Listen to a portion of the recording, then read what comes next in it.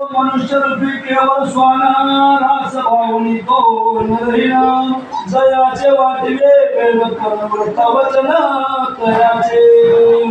असा मनुष्य जन्मामध्ये आल्यानंतर सुद्धा कुत्र्यासारखं इकडं तिकडं भटकत फिरावं लागतं आणि ते कुत्र्यासारखं फिरणं भीतीचं असतं. म्हणून आम्ही सूर्यकुल वंशामध्ये जन्माला आलेले वीर आहोत. आम्ही मरणाला भीत नाही. बोला सरी केवळ करी पुरुषार्थ मिळवी शक्य करी नराचा जन्म संसारी पाषाणा परी जाणावा.